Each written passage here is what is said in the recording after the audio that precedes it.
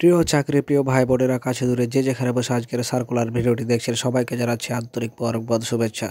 তো দেখতে পাচ্ছি যে বিভিন্ন পদে cantonment public school and college সৈয়দপুরে নিয়োগ বিজ্ঞপ্তি প্রকাশ করেছে। চলুন দেখে যাচ্ছে বিস্তারিত ভিডিও।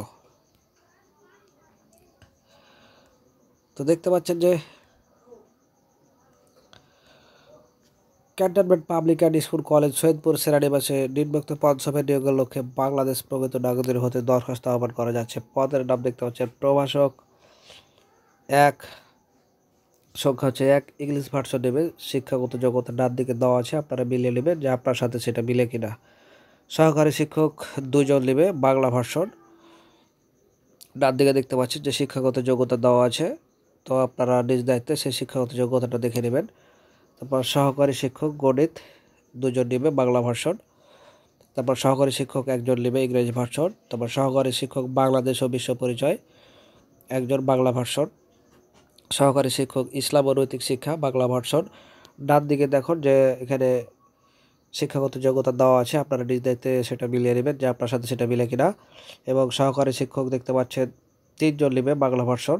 ডান দিকে শিক্ষাগত যোগ্যতা দেওয়া আছে। সহকারী শিক্ষক দেখতে পাচ্ছেন শরীরচর্চা 1 জন নেবে, বাংলা ভার্সনের।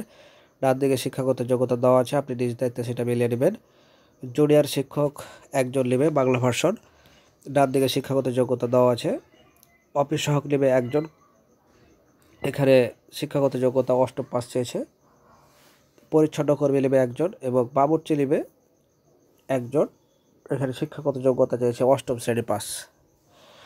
তো নিচে দেখতে পাচ্ছেন তারা বেশ কিছু শর্ত জুড়ে দিয়েছে, আপনারা নিজ দায়িত্বে সেই শর্তগুলো অবশ্যই দেখে নেবেন। যে আবেদনকারীর বয়স 11 ডিসেম্বর 2022 তারিখে সর্বোচ্চ 35 বছর হতে হবে। বয়স প্রমাণের ক্ষেত্রে এফিডেভিট গ্রহণযোগ্য নয়। তো আপনারা নিজ দায়িত্বে সেটা দেখে নেবেন। তারপর 1, 2, 3, 4, 5, 6 যে সবগুলো রুলসগুলো ভালো করে দেখে শুনে বুঝে তারপরে আবেদন করবেন, অন্যথায় আবেদনটি বাতিল বলে গণ্য হবে ভুল করলে। কাজে অবশ্যই মনোযোগ দিয়ে দেখবেন। তো এই ছিল আজকের মতো, দেখা হবে পরবর্তীতে নতুন করে সার্কুলার ভিডিও নিয়ে এবং পরীক্ষার ফলাফল এবং সময়সূচি। সাধারণত আমরা এই চ্যানেলে ভিডিও আপলোড করে থাকি। দেখা হবে পরবর্তীতে নতুন করে গুরুত্বপূর্ণ ভিডিও নিয়ে। সে পর্যন্ত সবাই ভালো থাকবেন। আল্লাহ হাফেজ।